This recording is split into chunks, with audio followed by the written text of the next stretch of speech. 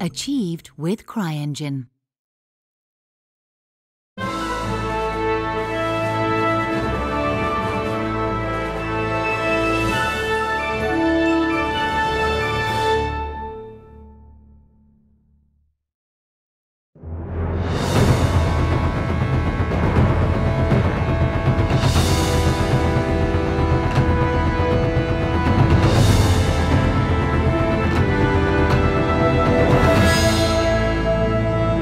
At the beginning was an idea.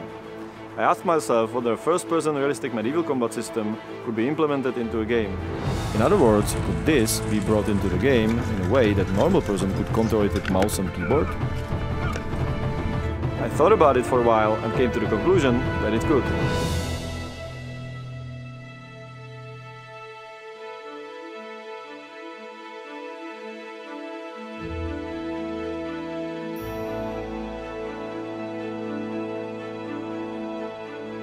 Basically, I had no clue how it should look, but I knew for sure it doesn't look as in the majority of games and movies.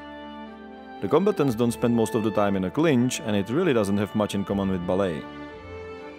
The sword fighter's objective isn't to attack his opponent's sword, but his body. Despite a common misconception, you can move around in armor surprisingly well. So, how should it really look then? To find out, we started studying medieval manuscripts and collaborating with people who are using them to bring European martial arts to life. And we also tried ourselves, both in theory and practice.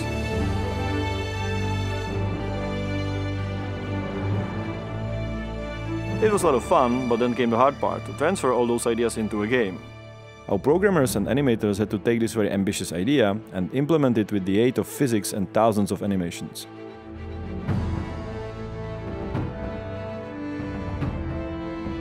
You have some system that could work gameplay-wise, and you cannot just put the real animations in it and hope that it will work. You need to find a way how to insert a real fight into these systems.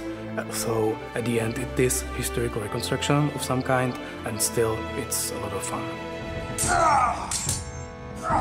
Vytvořili jsme hodně prototypů. We've made a lot of prototypes, but nothing worked.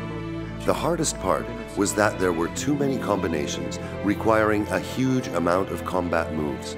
We realized we had to base the system on physics and procedural animations. We've developed special algorithms that help the animation to solve problems with the collision of weapons. That allowed us to drastically decrease the amount of animations needed. Of course, for us, the sheer amount of work was a challenge in itself. We have 2,000 animations just for one weapon. That's days here in mocap studio and months in front of the computer to make the animations look cool. The biggest challenge, however, was to make the animations look convincing and historically accurate. The whole system is based on the historical fencing, but there are some details that we had to do differently. You see, in real-life historical fencing, you train really hard to be lightning fast to catch your opponent off guard.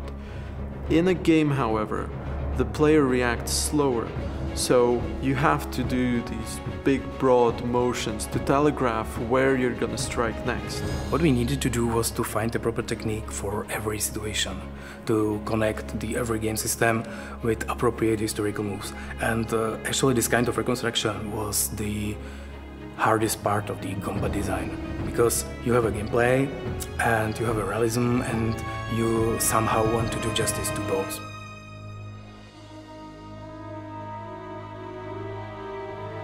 What we actually tried to reconstruct was the feeling of the combat.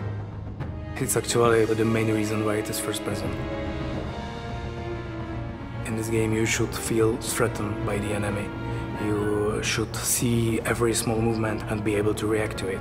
You should feel the sword in your hand. With every weapon you have two basic attacks to different parts of the body, and if you manage to chain particular strikes, you carry out a special devastating technique. Our characters have 36 zones that can be hit, and we calculate armor or body collisions with a weapon for each of them. The physics is used for all collisions, and that allows swords to slide on bodies or shields. Blocking in real fight is an instinctive action, so the most important part is actually the timing, and we created the gameplay around the timing. On the other hand, it's still an RPG game, so if you are not fast enough, you just need to level up, and then you are faster, your enemies are slower and more predictable for you. So, this is our combat system. I dare to say that despite all the compromises that you need to do when making a game, it is the most authentic depiction of European martial arts to date. And most importantly, it's fun to play, according to the initial reactions of our backers. But I will leave the final judgment to you.